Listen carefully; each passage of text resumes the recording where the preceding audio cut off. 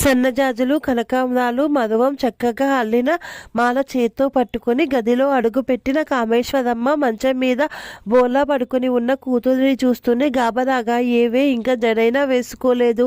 అప్పుడే 5:30 అయిపోయింది. 6 గంటలకల్లా మన ఇంట్లో ఉంటామని పెళ్లికొడుకు తండ్రి ఖచ్చితంగా చెప్పాడు అంటూ మంచం దగ్గరగా వచ్చింది. ఆవిడ మాటలకి మంచం మీద పడుకుని ఉన్న అమ్మాయి అంగుళం కూడా కదలలేదు. వసంత, లే అమ్మా, నా తల్లివి కదూ.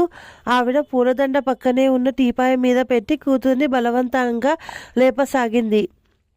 తల్లి బలవంతాన ఎలాగో లేచి కూర్చున్న వసంత తల అడ్డంగా తిప్పుతూ, ఇలా మాటి మాటికి ఈ నరకం పడడం నా వల్ల కాదమ్మా. విజయనగరం సంబంధం వాళ్ళు కూడా వస్తామని ఇలా ఖచ్చితంగా చెప్పి తీరా ఆఖరి క్షణంలో రాలేకపోతున్నాం, క్షమించండి అంటూ ఫోన్ చేసేశారు.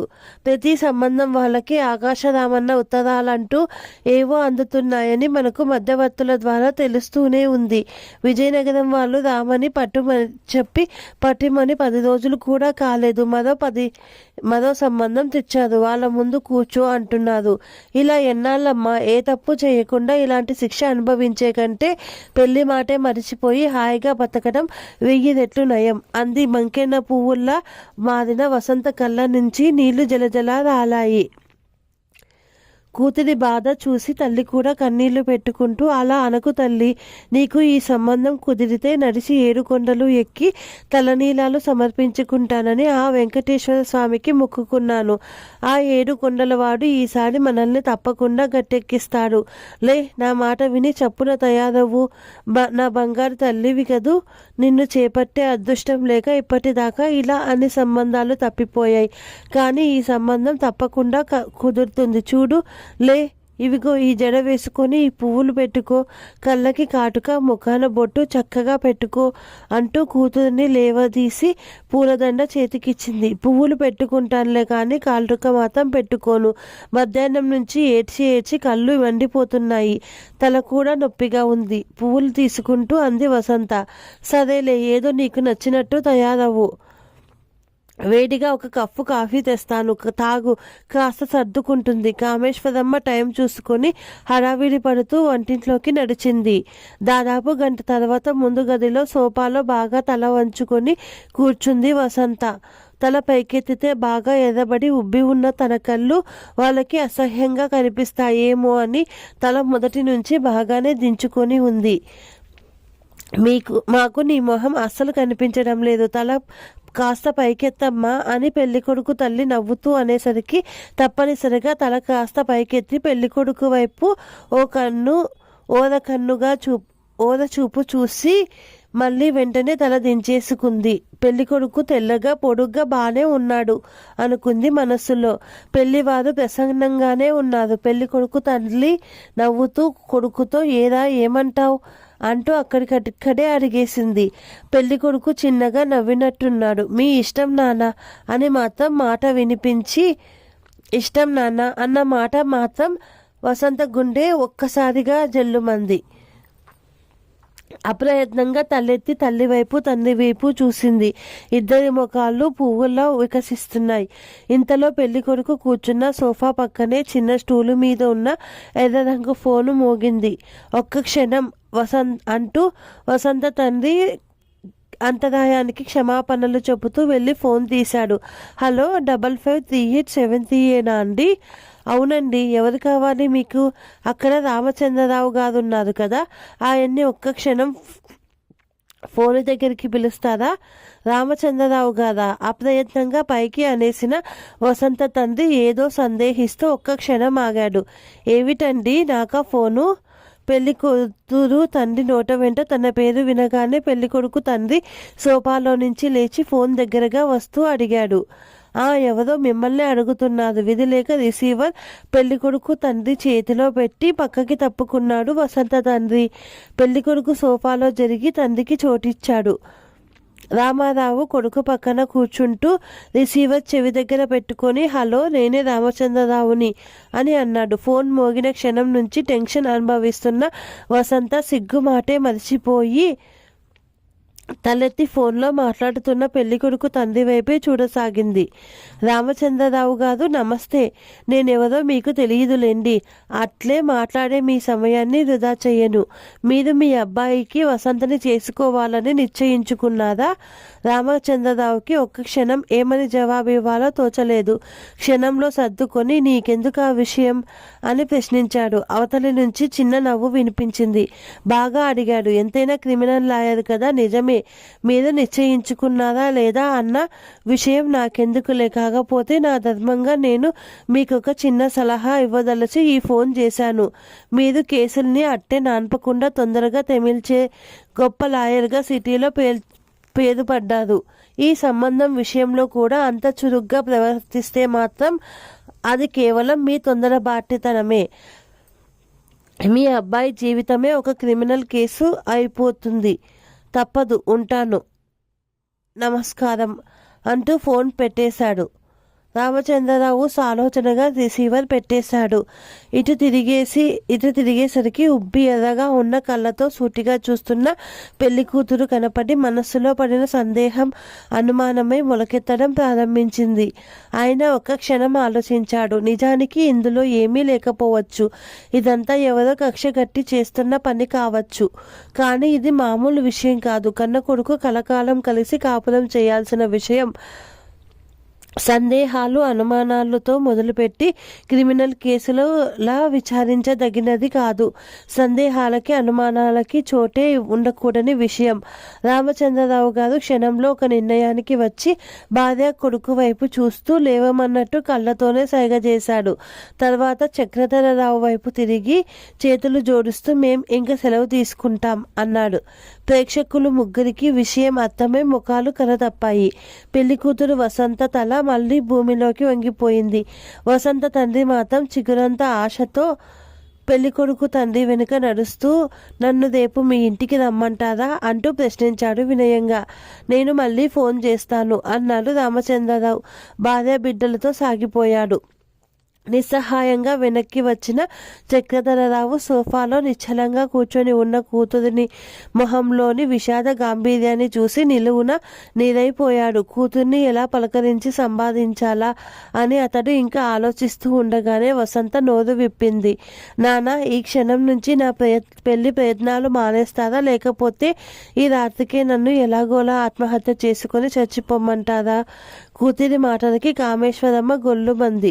చక్రధరరావు వచ్చి కూతుర్ని పక్కన కూర్చుంటూ ఏదో నచ్చజెప్పపోయాడు. వసంత తండ్రిని మాట్లాడేవనివ్వలేదు ఆవేశంగా. వద్దు నాన్న, మీరు ఇప్పటికే అమ్మ, ఇంకేం చెప్పొద్దు. ఈ సంబంధం కలుపుకొని ఇప్పటికీ అక్షరాల 6 సంబంధాలు వరుసగా ఆకాశ రామన్న వల్ల తప్పిపోయి, ఆ ఆకాశ రామన్న ఎవడో నన్ను ఈ జన్మకి పెళ్లి చేసుకోనివ్వడు. ఆ సంగతి తెలిసి ఎందుకు నన్ను ఇలా బాధ పెడతారు? నా కర్మానికి నన్ను ఇలా వదిలేయండి. మీకు అసలు కూతురు పుట్టలేదనుకోండి అంది. కూతురి మాటలకి తల్లి ఏడుపు స్థాయి పెరిగింది. చక్రధరరావు కోపంగా బాధని కసురుతూ, ఆ విధవ ఏడుపు ఆపవే. బాధపడుతున్న వాళ్ళ ఎదురుగా సోఫాలో కూర్చొని బోధన ఏడుస్తుంటే వాళ్ళు ఆ క్షణానికే చేస్తారు. అసలు దీనికంతటికీ కారణం నువ్వు. పచ్చగా నట్టింట్లో కాలు పెట్టిన కోడల్ని అడుగుపెట్టిన క్షణం నుంచి ఆదళ్ళు పెట్టి కాల్చుకు తిన్నావు. ఎంతసేపు డబ్బు అంటూ మీ వాళ్ళేం పెట్టారు? మీది దరిద్రపు కుటుంబం అని ఆ పిల్లని నానా మాటలు అని చివరికి పుట్టింటికి పంపించేసేదాకా నిద్రపోలేదు. నీ కూతురి కోసం నువ్వు ఏడుస్తుంటే ఆ పిల్ల తల్లి కూడా ఆ పిల్ల కోసం ఏడ్చి ఉంటుంది.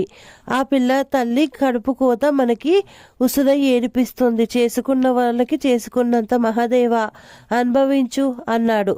భార్య మాటలు వినగానే కామేశ్వరమ్మ ఏడుపు ఆగినట్టు, తక్కువని స్విచ్ ఆఫ్ చేసినట్టు ఆగిపోయింది.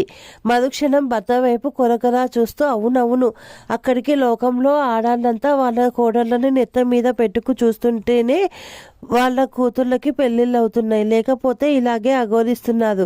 ఇదిగో ఇలాంటి చచ్చు కబుర్లు నాకు చెప్పకండి. అసలు మీ మాటలు వింటుంటే నాకు ఇంకో సందేహం వస్తుంది. ఇన్నాళ్ళ బట్టి ఆ ఆకాశ రామన్న ఎవడా అని బద్దలు కొట్టుకొని చచ్చాం కానీ మనకి ఆ ఆలోచనే రాలేదు. చెల్లెలు పుట్టింటికి తోలేశామని దాన్ని దాని అన్నే ఈ వెధవ పని చేస్తున్నాడో ఏమో. ఒక్కసారి అలా వెళ్ళి పోలీస్ రిపోర్ట్ ఇచ్చొచ్చామంటే కటకటాల వెనకపడి ఏడుస్తాడు వెధవ అంది. ఏడుస్తాడు ఏడ్చేది వాడు కాదు వెర్రిమొహమా, మనం. వాడంత తెలివి లేని వాజమ్మ అనుకోకు. 75,000 ఇచ్చి 5 తులాల బంగారము, 50 తులాల వెండి, ఇంటెడు సారే సామాన్లు ఇచ్చి పిల్లనిచ్చామండి. ఇవేమీ ఆ అత్తగారి కంటికి కానలేదు. కాళ్ళపాదాన్ని తడి ఆదకముండానే పిల్లని నానా మాటలు అనడం మొదలుపెట్టి చివరికి చెయ్యి కూడా చేసుకొని పుట్టింట్లోకి కట్టుబట్టలతో తగిలేసిందండి. మా బావ ఉత్త గంగి గోవు లాంటి వాడండి, అతన్ని వాళ్ళమ్మే గంగిరెద్దును చేసి ఆడిస్తోందండి అని సాక్ష్యాధారాలతో సహా కళ్ళకి కట్టినట్లు కోర్టులో చెప్పగలడు వాడెవరనుకుంటున్నావే, సిటీలో అతి చిన్న వయసులోనే పెద్ద పేరు తెచ్చుకున్న లాయరు. ముక్కు మొహం తెలియని వాళ్ళకి న్యాయం చేయడం కోసం పట్టాపుచ్చుకున్న పెద్ద మనిషి. స్వయాన తోడబుట్టిన చెల్లెలు, తండ్రి లేని పిల్ల, ఆ పిల్లకి అన్యాయం జరుగుతుంటే చూస్తూ ఊడుకుంటాడా? అసలు ఆ కుర్రాడు మనల్ని ఇంకా కోర్టుకి ఇచ్చకుండా ఉన్నాడంటే వాడి గొప్ప. ఇదిగో ఇన్నాళ్ళు నీకు చెప్పకుండా దాచాం గాని ఇప్పుడు చెబుతున్నా విను. నువ్వు అనుమానాలేమీ పెట్టుకోవక్కర్లేదు. నిక్షేపరాయుల్లా లక్షణంగా ఉన్న మన కోడలు అన్న జయప్రకాశే ఆకాశరామన్న. ఆ సంగతి మాకు విజయనగరం సంబంధం చెడగొట్టిన తర్వాతే తనే స్వయంగా కలుసుకొని మరీ చెప్పాడు. మాకు కాదులే, వసంత ఒక్కరిని కలుసుకొని చెప్పాడు. చెప్పవే అమ్మా, ఆ మహానుభావుడు నీతో ఏం చెప్పాడు? నువ్వే స్వయంగా మీ మాతృ దేవతకి వివరించు. గుక్క తిప్పుకోకుండా మాట్లాడుతున్న భర్త మాటలకి స్తంభించిపోయిన కామేశ్వరమ్మ అప్రయత్నంగా కూతురి వైపు తిరిగింది. వసంత తల వంచుకుంటూ అన్నయ్యకి హైదరాబాద్ ట్రాన్స్ఫర్ చేయించి అక్కడ వదిన చేత కాపురం పెట్టించాలట. నువ్వు పొరపాటున కూడా హైదరాబాద్ వైపు కన్నెత్తి చూడకూడదట. మరో నెలలలో ఆ పని చేయాలట. ఈ లోపున నాకేమైనా సంబంధాలు చూస్తే ఇలా చెడగొడుతూనే ఉంటాడట. నెలలు దాటాక కూడా మనం తను చెప్పిన పాత్ర చెయ్యకపోతే అంటూ వసంత ఆగిపోయింది. చెయ్యకపోతే ఆతృతతో గుండె ఆగిపోయింది కామేశ్వరమ్మకి. వసంత తల ఇంకా దించుకుంటూ చెయ్యకపోతే నాకు పెళ్ళైతే కాదట, కానీ తల్లిని మాత్రం అవుతానట అంది. ఓరి దౌర్భాగ్యుడా! కామేశ్వరమ్మ గుండెలు బాదుకుంది. ఒకవేళ మనం తను చెప్పినట్టు చేస్తే కానీ కట్నం లేకుండా నన్ను పెళ్లి చేసుకొని పువ్వుల్లో పెట్టుకొని చూసుకుంటాడట. వసంత పూర్తి చేసింది. చస్తే ఇవ్వను. ఇంత జరిగాక ఆ విధవకి కాళ్ళు కడిగి కన్యాదానం చేసే కంటే అసలు నా కూతురు ఆడదే కాదనుకొని పెళ్లి మాటే మర్చిపోతాను. వీరావేశంతో ఊగిపోయింది కామేశ్వరమ్మ. నువ్వు అలా చేయగలవేమో కానీ నేను మాత్రం చెయ్యలేను. అంతకంటే శాంతి నివాసంలో నాగయ్యలా నీకు 4 తగిలిచ్చి వసంతని జయప్రకాష్కిచ్చి పెళ్లి చేయడం నాకు సులువైన పని. సుఖంగా సోఫాలో వెనక్కి వాలుతూ అన్నాడు చక్రధరరావు. శాంత నివాసంలో నాగయ్య చేతికర్ర దెబ్బలు తింటున్నప్పటికీ సూర్యకాంతం లాగానే చూసింది కామేశ్వరమ్మ. తర్వాత కూతురి వైపు చూసి, ఏమే, నువ్వు కూడా మీ నాన్న పార్టీయేనా అని ప్రశ్నించింది. వసంత మృదువుగా, అమ్మ, నాన్న, అన్నయ్య ఇద్దరు నెమ్మదస్తులు, మంచివాళ్ళు. వాళ్ళ మంచితనాన్ని మెతగ్గా జమకట్టి ఇన్నాళ్ళ నుంచి మీ వాళ్ళని గంగిరెద్దుగా ఆడించావు. నీ ధర్మమా అని ఆ ముసలి కాలంలో కొడుకు దగ్గర రోజులు వెళ్ళబుచ్చుకున్న తాత, నాయనమ్మ పల్లెటూళ్ళలో దిక్కులేని చావు చచ్చారు. ఆయన నాన్న పల్లెత్తు మాట అనలేకపోయారు. అన్నయ్య ఏది కోరి చేసుకున్నాడని, ప్రేమగా చూసుకుంటున్నాడని వదినని నన్ను చూసి బాధపడిపోయి అభం శుభం ఎరుగని అమాయకురాల్ని నానా మాటలని కొట్టి పుట్టింటికి పంపించేశావు. అయినా అన్నయ్య నిన్ను పల్లెత్తు మాట అనలేక, నీలా కర్కోటంగా ఉండలేక నెల మొత్తం క్యాంపులు వేయించుకొని ఇల్లు పట్టకుండా తిరుగుతున్నాడు. నువ్వు చేసిన పని వల్ల ఇటు నా జీవితం నాశనం అవుతుంది. నేను నాన్నలా అన్నయ్యలా ఊరుకునే రకం మనిషిని కాదని నీకు తెలుసు. ఇవాల్టి ఫోన్ కాల్తో ప్రకాష్ తన పట్టు మీదే ఉంటాడని మరీ ఖచ్చితంగా తేలిపోయింది. ఇంకా నా జీవితాన్ని చక్కదిద్దడానికి తల్లివి నీవు నడుం కట్టకపోతే నేనే స్వయంగా ఆ బాధ్యత తీసుకుంటాను. ప్రకాష్ చాలా మంచివాడు, సర్వసముద్రుడైన వాడు. అతన్ని చేసుకుంటే సుఖంగా జీవిస్తానన్న పరిపూర్ణ విశ్వాసం ఉంది నాకు. వేలెత్తి చూపిస్తూ మాట్లాడేసరికి కామేశ్వరమ్మ ఉక్రోషంతో కళ్ళ నుంచి జలజల నీళ్లు కారుస్తూ, కానివ్వండి తల్లి, మీ మాటే కానివ్వండి. ఉన్నది ఒక్కగానొక్కడు, వాణ్ణి హైదరాబాద్ పంపించేసి పెళ్ళాంతో హాయిగా ఉండమనండి. నేను చేస్తే నాకు తల్లి కొదవి పెట్టడానికి కూడా వాడి పెళ్ళాం రానక్కర్లేదు. ఇంకా నువ్వెవరిని కట్టుకుని ఊరేగుతావో అది నీ ఇష్ట ప్రకారమే చెయ్యి, నన్ను ఇంకా ఎవరు ఏమీ అడగండి అంటూ లేచి వంటింట్లోకి వెళ్ళిపోయింది. ఒక్క క్షణం ఆవిడ వెళ్ళిన వైపే చూస్తూ ఉండిపోయిన తండ్రి కూతురు మొహాలు చూసుకున్నారు. ఇద్దరి పెదవుల మీద చిరునవ్వు నాట్యం చేసింది. వసంత చిరునవ్వు నవ్వుతూ కుడి చేతి వేలు బొటన వేలు పైకెత్తింది. ఆడపడుచు వసంత స్వయంగా వచ్చి, వదిన, ఇంక నీ సీతమ్మ అమ్మవారి అవతారానికి స్వస్తి.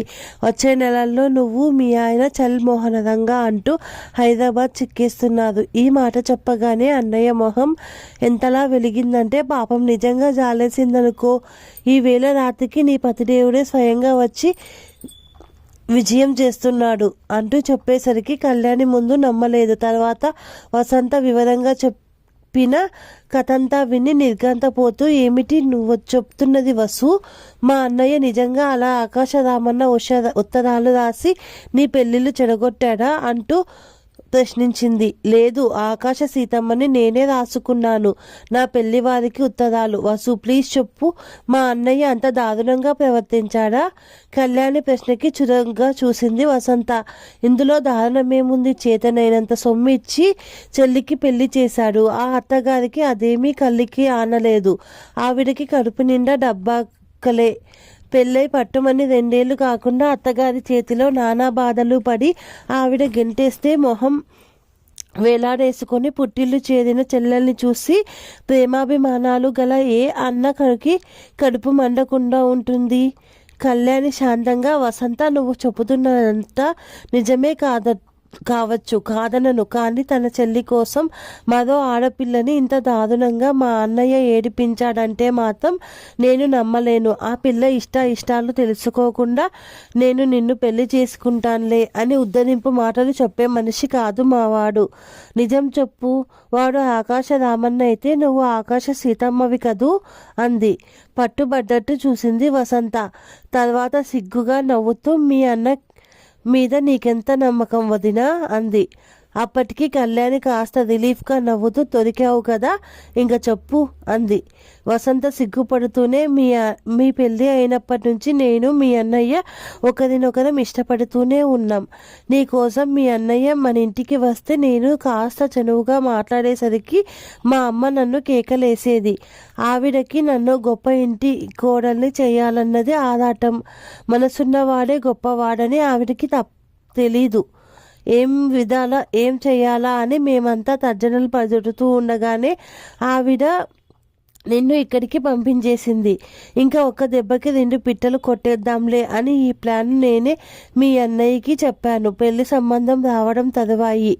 వాళ్ళ అడ్రస్ పట్టుకొని దగ్గర కూర్చొని మీ అన్నయ్య చేత ఎడం చేత ఉత్తరం రాయించేదాన్ని. ఇంతకీ నన్ను కనిపెట్టావు కానీ నాకు అడ్రస్లు ఇచ్చి సాయం చేసిన మరో మహానుభావుని కనుక్కోలేకపోయావు అంది. ఎవరు? కళ్యాణి కుతూహలంగా ప్రశ్నించింది. ఇంకెవరు, మా నాన్న, స్వయంగా మీ మామగారు, వసంత నవ్వుతూ చెప్పింది. మామయ్య గారా? కళ్యాణి ఆశ్చర్యపడింది. మామగారి మంచితనానికి ఆ కోడలి కళ్ళు చెమర్చాయి. అంతలో అప్పుడే వీధిలో నుంచి వచ్చిన అన్నగారిని చూసి నవ్వుతూ ఆడుపడుచుతో, ఇద్దో నీ ఆకాశరాముడు వచ్చాడు, నేను వెళ్ళి కాఫీలు పట్టుకొస్తా గాని ఈ లోపున మా అన్నయ్య మాత్రం జాగ్రత్త అంటూ గుసగుసలాడి వంటింట్లోకి వెళ్ళిపోయింది. మరి కొద్దిసేపటికి హాల్లో టేప్ రికార్డర్లో నుంచి ఆకాశ పందిరిలో నీకు నాకు పెళ్ళంట అంటూ సుశీల గొంతు మధురంగా వినిపించసాగింది. ఆ పాట తన కోసమే కళ్యాణి పెట్టిందని గ్రహించిన వసంత జయప్రకాష్ సమక్షంలో నూతన వధువులాగే సిగ్గుపడింది. చక్కటి సంగీతం, మధురమైన ఏకాంతం, మనసైన జవరాలి సాన్నిధ్యం, ఈ మూడు కలగలిసి కలిగించే మత్తుని నిరోధించగలగడం జయప్రకాష్కు కాదు కదా, ఆ బ్రహ్మకి కూడా సాధ్యం కాదు. మత్తెక్కిన వాడు తూలుతూ సమీపంలో దొరికిన దాన్ని ఆలంబన చేసుకుంటే ప్రేమమైకం కమ్మిన వారు తూలుతూ ప్రియురాల్ని ఆలంబంగా చేసుకున్నాడట. ఇక ఈ కథ ఇంతే. Thank you for watching. ఈ కథ నచ్చినట్టయితే లైక్ చేయండి, షేర్ చేయండి, సబ్స్క్రైబ్ చేయండి. Thank you.